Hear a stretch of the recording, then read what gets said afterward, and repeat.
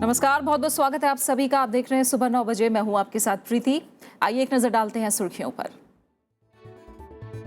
पूर्वी तट की तरफ तेजी से बढ़ रहा है चक्रवाती तूफान कोमेन। पश्चिम बंगाल और ओडिशा समेत कई राज्यों में भारी बारिश। बांग्लादेश में 6 लोगों की मौत। गुजरात और राजस्थान में भारी बारिश से बिगड़े हालात। पिछले 3 दिन में गुजरात में 50 से ज्यादा लोगों की मौत। एनडीआरएफ और सेना भी राहत और बचाव के काम में जुटी।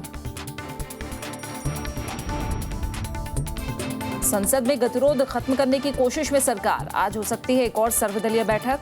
गृह मंत्री ने दिए संकेत। व्यापम घोटाले में 15वीं एफआईआर। 2013 में सिपाहियों की भर्ती मामले में 64 लोगों के नाम। आज सुप्रीम कोर्ट में सुनवाई। बांग्लादेश के साथ ऐतिहासिक सीमा समझौता लागू। आज से गलियारों की अदला बदली। अगले साल जून तक पूरी होगी प्रक्रिया। पश्चिम बंगाल और ओडिशा के लिए अगले 48 घंटे अहम हैं। बांग्लादेश में तबाही मचाने के बाद चक्रवाती तूफान कोमेन आज दोपहर भारत में दस्तक देगा। इसके असर से तटीय इलाकों में बारिश शुरू हो गई है। उधर बांग्लादेश में कोमेन से 6 लोगों की मौत हुई, जबकि इतने ही लोग लापता हैं। बांग्लादेश तट से टकराने के बाद चक्रवाती तूफान कोमेन तेजी से भारत की तरफ बढ़ रहा है। इसके असर से पश्चिम बंगाल, ओडिशा, झारखंड, मिजोरम, त्रिपुरा और असम के कुछ इलाकों में बारिश भी हो रही है। इन राज्यों में अगले 48 घंटों में तेज बारिश की चेतावनी है। तूफान के असर से 60 किलोमीटर की रफ्तार से हवाएं चलेंगी। मुख्यमंत्री ममता बनर्जी ब्रिटेन दौरा एक दिन पहले खत्म करके कोलकाता लौट आई हैं। राज्य में 1070 नंबर से नई हेल्पलाइन शुरू की गई है, जो 24 घंटे काम करेगी। राज्य के दक्षिणी जिलों में हाई अलर्ट घोषित किया गया है। Gusty wind speed of 50 to 60 km is expected from tomorrow morning over the coastal belt of West Bengal, particularly north and south 24 Parganas. That's why fishermen are advised not to venture into the sea for next 2 days. पड़ोसी राज्य ओडिशा के जाजपुर, भद्रक, बालासोर और मयूरभंज पहले ही बाढ़ में डूबे हैं। ओडिशा सरकार ने उत्तर और दक्षिण जिलों में बाढ़ की चेतावनी जारी करके जिला प्रशासन को अलर्ट रहने के लिए कहा है। Heavy to very heavy rainfall at a few places, with extremely heavy rainfall at 1 or 2 places over North Odisha on 31st and 1st August 2015. During that time also the rainfall will be heavy to very heavy at 1 or 2 places over South Odisha region also. So keeping in view the wind speed 50 to 60 km per hour and gusting to 70 km per hour along the Odisha coast, we have cautioned these fishermen not to venture into sea. Bangladesh के तटीय इलाकों में कल रात आए तूफान कोमेन के असर से भारी बारिश हो रही है। राहत की बात इतनी है कि तूफान अब कमजोर पड़ गया है, लेकिन जोरदार बारिश से बांग्लादेश के 1 दर्जन से ज्यादा जिले पानी में डूब गए हैं। करीब 60,000 लोगों को सुरक्षित स्थानों पर पहुंचाया गया है। हालांकि बंगाल की खाड़ी में तूफान का आना सामान्य बात है। पिछले साल आए फेलन तूफान की वजह से भारत के दक्षिण पूर्वी तटीय इलाकों से हजारों लोगों को राहत शिविरों में शरण लेनी पड़ी थी। Bureau report, Rajya Sabha TV. और इसी पर बातचीत के लिए हमारे साथ खास मेहमान जुड़े हैं डॉक्टर एम मोहपात्रा, जो कि डायरेक्टर हैं साइक्लोन वार्निंग डिवीजन के आईएमडी के साथ। मोहपात्रा, आपका बहुत बहुत शुक्रिया हमसे बात करने के लिए। आपसे जानना चाहेंगे कोमेन तूफान का असर भारत में हमें कितना दिखाई देगा?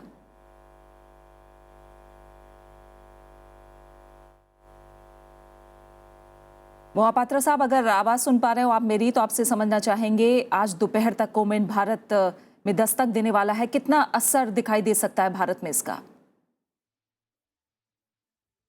फिलहाल लगता है संपर्क नहीं हो पा रहा। आपको बता दें कि चक्रवात कोमेन बांग्लादेश के तट पर पहुंचा और उसके बाद आज दोपहर तक ये भारत में दस्तक देगा।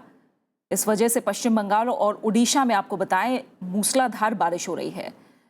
मौसम विभाग ने जानकारी दी कि बांग्लादेश में बारिश के बाद ये तूफान अब पश्चिम उत्तर पश्चिम की तरफ मुड़ जाएगा और धीरे धीरे, हालांकि ये उम्मीद जताई जा रही है कि धीरे धीरे कमजोर पड़ जाएगा।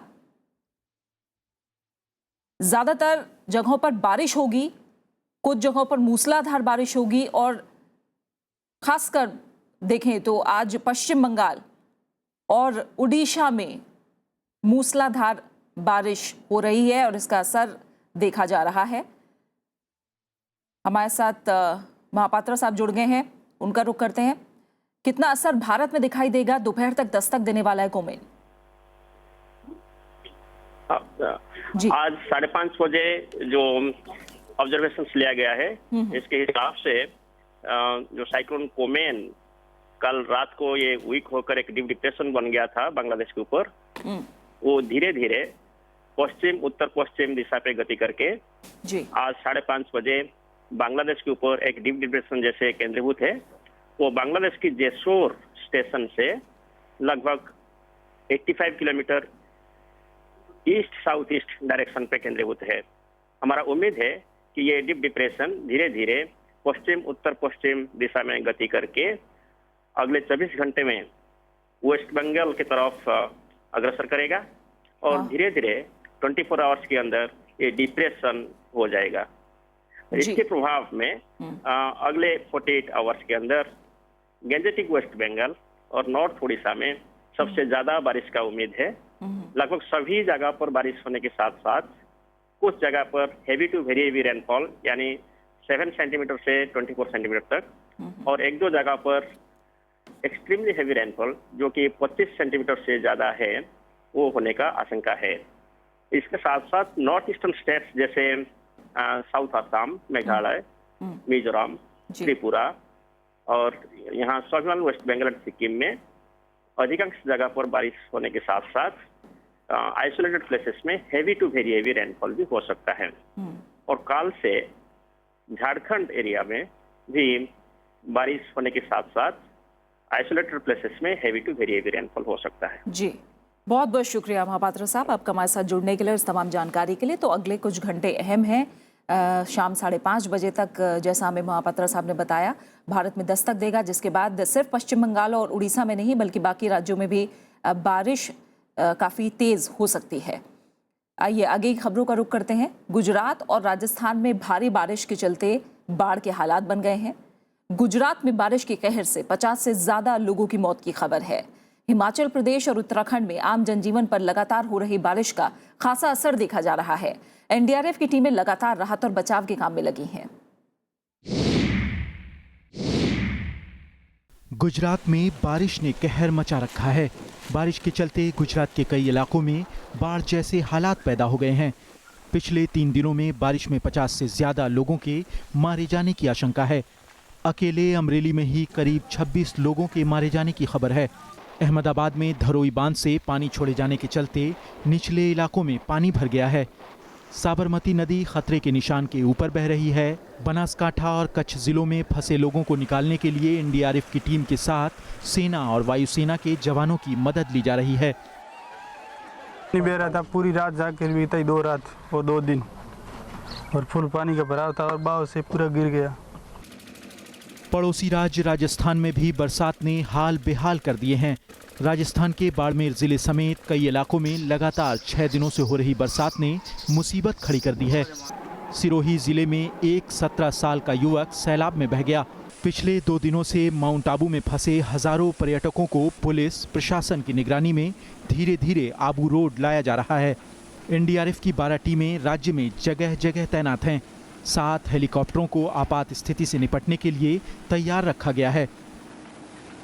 इस तरह से सुरक्षित रूप से ज़्यादातर टूरिस्ट को यहाँ से निकालने के बाद आज भी हम सीमित रूप से इसी तरह जो जिनको अर्जेंटली किसी कारण से निकलने की आवश्यकता है माउंट आबू से, उनको हम निकालने की ऐसी व्यवस्था हमने की है कि हर पॉइंट पे लोग तैनात करके और उनको यहाँ से गाइड करें। हिमाचल प्रदेश के कई जिलों में भी भारी बारिश की चेतावनी दी गई है, जिसे देखते हुए प्रशासन मुस्तैद है। उत्तराखंड में केदारनाथ और 4 धाम यात्रा पर बारिश और भूस्खलन की वजह से असर पड़ा है। यात्रा मार्गों पर कल हुई जबरदस्त बारिश के चलते फिर भूस्खलन होने से तमाम यात्री फंसे हुए हैं। Bureau report, Rajya Sabha TV. वहीं नेपाल में भी हालात खराब है। पश्चिमी इलाके में भारी बारिश की वजह से भूस्खलन की वजह से हुए अलग अलग हादसों में 13 महिलाओं समेत 33 लोगों की मौत हो गई, जबकि 20 से ज्यादा लोग अब भी लापता हैं। प्रशासन के साथ सेना भी राहत और बचाव के काम में जुटी है। भूस्खलन से नेपाल की राजधानी काठमांडू से 250 किलोमीटर दूर कास्की जिले में भारी तबाही मची है। लगातार बारिश की वजह से मशहूर पर्यटन स्थल पोखरा के पास 2 गांव लुमले और भाडोरे भूस्खलन की चपेट में आ गए। भूस्खलन के कारण पोखरा बागलुङ राजमार्ग भी क्षतिग्रस्त हो गया है। पुरावटा घर चाहिँ तपाईँ एकदमै देखिँदै नदेखिने तरिकाले चाहिँ पुगेको छ भने मान्छेको चाहिँ अब धेरै नै लगभग 40 भन्दा माथि चाहिँ जनाहरू चाहिँ पुगेको अवस्था जस्तो कतिवटा लास उद्धार लगभग तपाईँको सब माथि 7 4 यता लगभग त्यस्तै 10-15 वटा जति उद्धार भइसक्यो होला। राजधानी काठमांडू से 350 किलोमीटर दूर म्याग्दी जिले के मुना और मुदुनी गांव में भी भूस्खलन की घटनाओं में कुछ लोगों की मौत हुई है।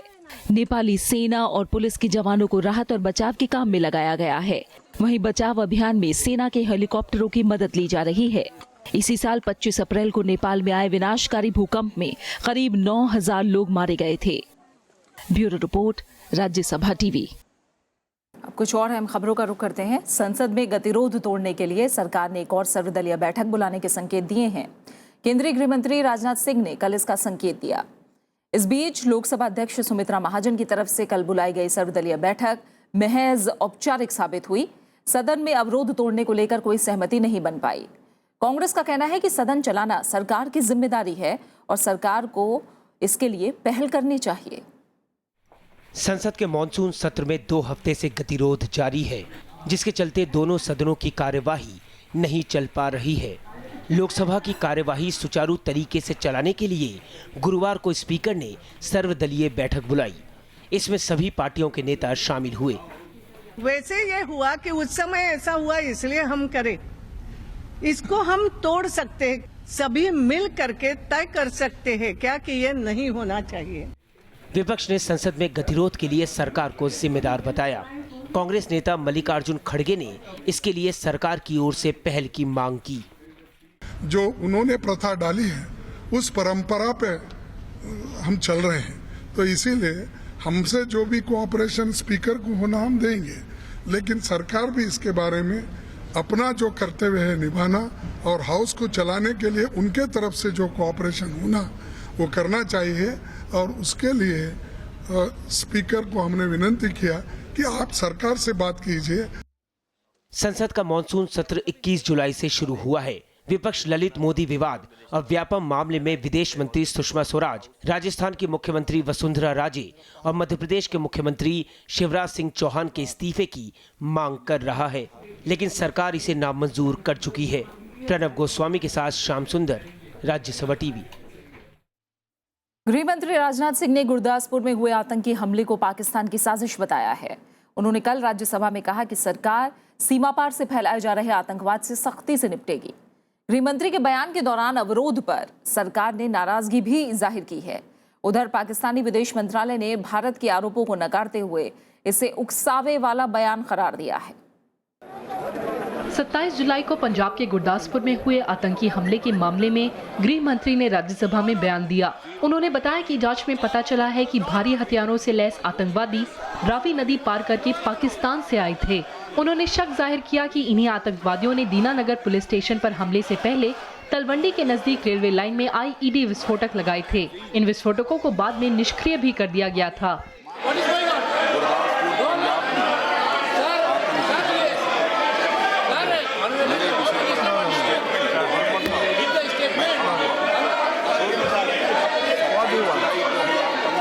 उन्होंने ये भी बताया कि पिछले महीने जम्मू कश्मीर में सीमा पार से घुसपैठ की 5 वारदातें हुई थीं।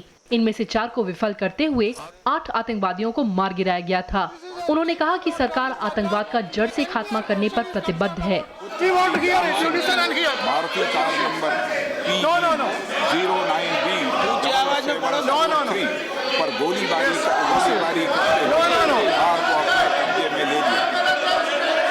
गृह मंत्री ने विपक्षी दलों के अवरोध के बीच ही अपना बयान पढ़ा, लेकिन बाद में वित्त मंत्री अरुण जेटली ने कांग्रेस सहित विपक्षी दलों के इस रुख की तीखी आलोचना भी की।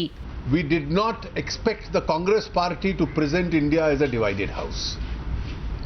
Regrettably, instead of allowing a discussion and asking clarifications, the Congress party has chosen to disturb the proceedings in Parliament on account of its own small and petty interests. आतंकवाद के विषय में सबसे बड़ी कुर्बानियां भारतीय राष्ट्रीय कांग्रेस के नेताओं ने दी हैं। हमारे सर्वोच्च नेताओं ने, जो प्रधानमंत्री पद पर आसीन रहे हैं। इसलिए हमें प्रमाण पत्र की जरूरत नहीं है। इस सरकार की जवाबदेही की बात है, इनको हिसाब देने की बात है, इनको बताना है। क्यों नहीं बताते प्रधानमंत्री की इनकी क्या बात हुई? सदन की कार्यवाही शुरू होते ही सभी सदस्यों ने गुरदासपुर के आतंकी हमले में मारे गए पुलिसकर्मियों और आम नागरिकों के प्रति शोक भी जताया। इस हमले में गुरदासपुर के एसपी बलजीत सिंह और होमगार्ड के 3 जवान मारे गए थे। हमले में 3 नागरिकों की भी मौत हुई थी और 17 लोग घायल भी हुए थे। प्रीति मिश्रा, राज्यसभा टीवी। सीबीआई ने व्यापम घोटाले में कल 15वीं एफआईआर दर्ज की। नई एफआईआर में 64 लोगों के नाम हैं। इनमें व्यापम के पूर्व examination controller doctor Pankaj Trivedi और पूर्व तकनीकी शिक्षा मंत्री के ओएसडी ओम प्रकाश शुक्ला भी शामिल हैं। ये मामला 2013 में सिपाहियों की भर्ती का है। आरोपियों पर आपराधिक साजिश, धोखाधड़ी और फर्जीवाड़े के आरोप हैं। इस बीच सुप्रीम कोर्ट में आज व्यापम मामले की सुनवाई होगी। पिछली सुनवाई में सुप्रीम कोर्ट ने सीबीआई से पूछा था कि वो कब तक व्यापम के सभी मामलों की जांच शुरू कर देगी। इस पर सीबीआई को आज जवाब देना है। इसके बाद तय होगा कि सुप्रीम कोर्ट जांच की निगरानी करेगी या नहीं। 1993 के मुंबई बम धमाकों के दोषी याकूब मेमन को गुरुवार शाम दक्षिण मुंबई के मरीन लाइन्स इलाके के बड़े कब्रिस्तान में कड़ी सुरक्षा के बीच दफनाया गया। पुलिस ने याकूब के आवास, हवाई अड्डे और रेलवे स्टेशनों सहित शहर के प्रमुख स्थानों पर सुरक्षा के पुख्ता बंदोबस्त किए थे। गुरुवार सुबह नागपुर की सेंट्रल जेल में फांसी के बाद याकूब मेमन का शव विशेष एयर एम्बुलेंस में कड़ी सुरक्षा के बीच मुंबई लाया गया था। इस बीच याकूब की फांसी के मामले पर कांग्रेस के कुछ नेताओं की तरफ से उठाए गए सवालों की बीजेपी और केंद्र सरकार ने तीखी आलोचना की है। वित्त मंत्री अरुण जेटली ने कांग्रेस नेताओं के बयानों को गैर जिम्मेदाराना और देश के हित के खिलाफ बताया है। दरअसल कांग्रेस नेताओं दिग्विजय सिंह और शशि थरूर ने मुंबई हमले के दोषी याकूब मेमन को फांसी दिए जाने पर कुछ सवाल खड़े किए थे। वित्त मंत्री अरुण जेटली ने याकूब की दया याचिका पर बीजेपी सांसद शत्रुघ्न सिन्हा के हस्ताक्षर करने पर भी दुख जताया। मैं इस बात को कहता हूं कि क्या कारण है कि राजीव गांधी के हत्यारों को आज तक सजा, मृत्युदंड, फांसी नहीं लगाई गई? क्या कारण है कि भुल्लर जी के विषय में सुप्रीम कोर्ट ने अपना फैसला बदला, एक फैसला देने के बाद फिर से फैसला? इन चीज़ों से जो कट्टरपंथी उन्माद फैलाने वाले मुसलमान हैं, उनको लोगों को भड़काने और बहकाने का अवसर मिल जाता है। ऐसा नहीं होना चाहिए। देश की सुरक्षा जैसा गंभीर विषय भी कांग्रेस पार्टी के लिए प्राथमिकता का विषय नहीं है। 1993 के लिए जो दोषी व्यक्ति थे, उनको जो सजा मिली, उस सजा को लेकर भी उनके नेता अलग अलग स्वर में बोल रहे हैं। फिलहाल यहाँ रुक रहे हैं एक छोटे से ब्रेक के लिए। ब्रेक के बाद याद करेंगे गायक मोहम्मद रफी को उनकी पुण्यतिथि पर। सीखो जी, ओ दिल लेने वालों, दिल देना सीखो जी।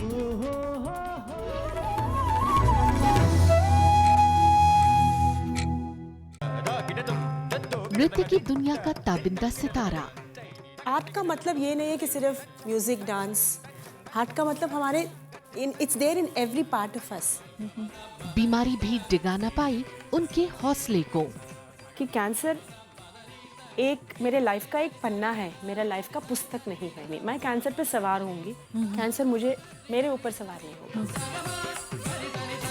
मिलिए शख्सियत में आनंदा शंकर जयंत से, सिर्फ राज्यसभा टीवी पर।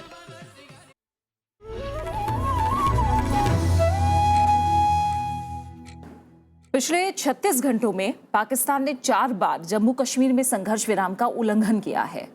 बीती रात पुंछ जिले के कृष्णा घाटी सेक्टर में भारी हथियारों से फायरिंग की गई। पाकिस्तानी जवानों ने डाकू, रोजा और चोहा में भारतीय चौकियों को निशाना बनाया। इससे पहले पुंछ में ही बुधवार रात हुई फायरिंग में सेना का एक जवान शहीद हो गया था।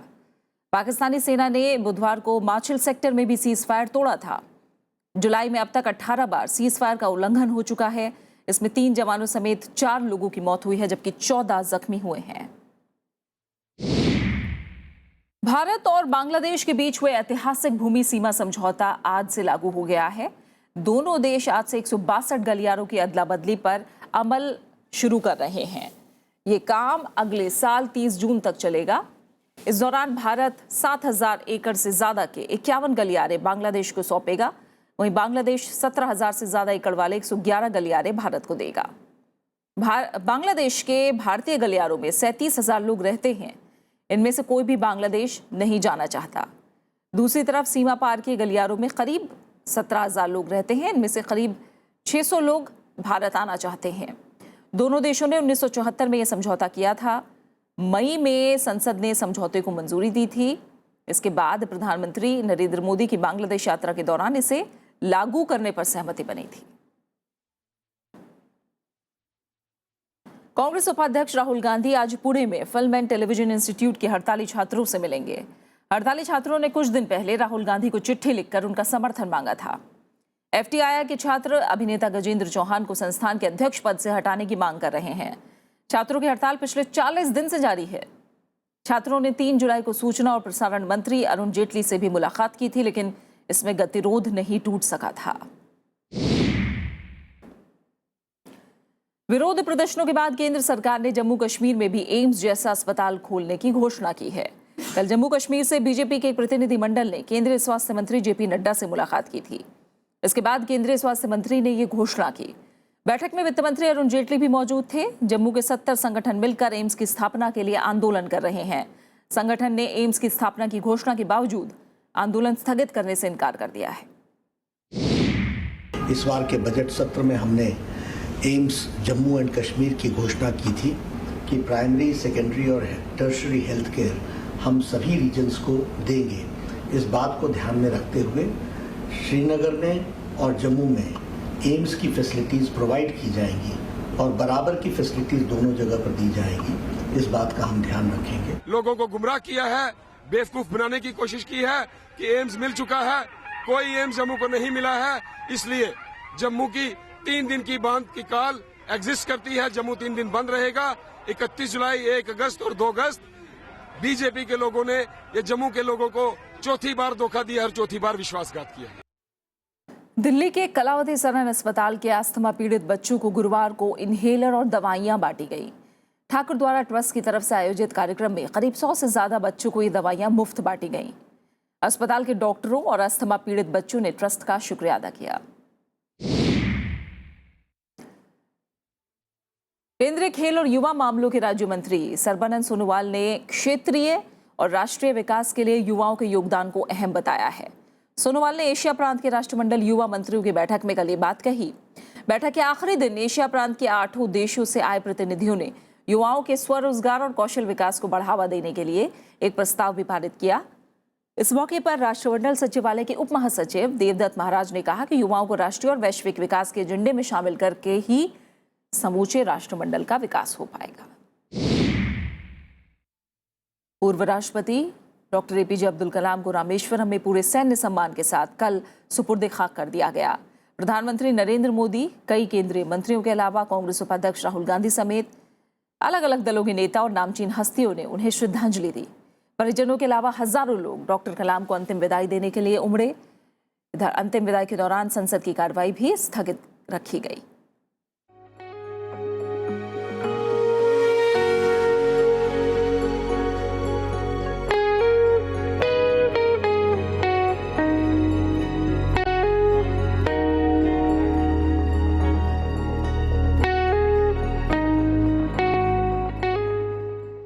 पूर्व राष्ट्रपति एपीजे अब्दुल कलाम को गुरुवार को हजारों लोगों ने नम आंखों से अंतिम विदाई दी। सुबह डॉक्टर कलाम के पार्थिव शरीर को रामेश्वरम में उनके पैतृक आवास से मस्जिद ले जाकर नमाज जनाजा अदा की गई।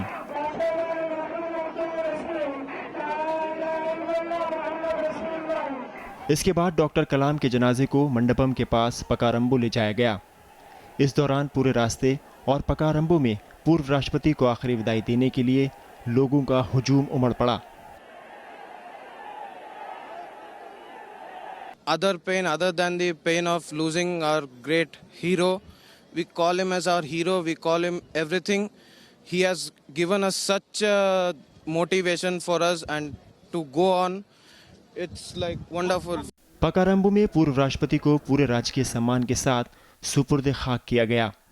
डॉक्टर कलाम के अंतिम संस्कार में प्रधानमंत्री नरेंद्र मोदी समेत कई दलों के नेता शामिल हुए। प्रधानमंत्री ने पुष्पांजलि अर्पित कर उन्हें अंतिम सलाम किया। कई केंद्रीय मंत्रियों के अलावा कर्नाटक, केरल और आंध्र प्रदेश के मुख्यमंत्री एन चंद्रबाबू नायडू और तमिलनाडु के कई मंत्रियों ने भी उन्हें श्रद्धांजलि अर्पित की। इसके अलावा कांग्रेस उपाध्यक्ष राहुल गांधी, राज्यसभा में नेता प्रतिपक्ष गुलाम नबी आज़ाद समेत कई दलों के नेता भी अंतिम संस्कार में शामिल हुए। पूर्व राष्ट्रपति एपीजे अब्दुल कलाम का सोमवार को शिलोंग में दिल का दौरा पड़ने से निधन हो गया था। केंद्र सरकार ने उनके सम्मान में 7 दिन के राजकीय शोक का ऐलान किया है। विशाल दहिया, राज्यसभा टीवी। मशहूर गायक और सुरों के सरताज मोहम्मद रफ़ी की आज पुण्यतिथि है। शहंशाह तरन्नुम रफ़ी साहब की गायकी आज भी लाखों लोगों पर राज कर रही है। इस मौके पर उन्हें चाहने वाले अपने अपने तरीके से उन्हें याद कर रहे हैं। रफ़ी को गुजरे 35 साल हो चुके हैं, लेकिन उनके गीतों का जादू आज भी वैसा ही बरकरार है। 24 दिसंबर 1924 को अमृतसर के पास कोटला सुल्तान सिंह में जन्मे मोहम्मद रफ़ी ने फिल्मों में गाने की शुरुआत कोरस गाकर की, लेकिन उन्हें 1946 में फिल्म अनमोल घड़ी में गाए गीत से शोहरत मिली। इसके बाद तो रफ़ी साहब ने एक से बढ़कर एक गाने गाए, जो उनके आखिरी सांस लेने तक बदस्तूर जारी रहा। दिल तक देखो, दिल तक देखो, दिल तक देखो जी, दिल लेने वालों दिल देना सीखो जी, ओ दिल लेने वालों दिल देना सीखो जी। हो खोया खोया चाँद, खुला आसमान, आँखों में सारी रात जाएगी,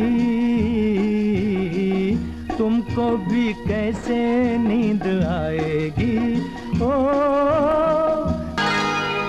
ये रेशमी जुल्फें, ये शरबती आँखें, इन्हें देख कर जी रहे हैं सभी। और इसी के साथ फिलहाल इस बुलेटिन में इतना ही। आखिर में एक नजर हेडलाइंस पर। पूर्वी तट की तरफ तेजी से बढ़ रहा है चक्रवाती तूफान कोमेन। पश्चिम बंगाल और उड़ीसा समेत कई राज्यों में भारी बारिश, बांग्लादेश में 6 लोगों की मौत।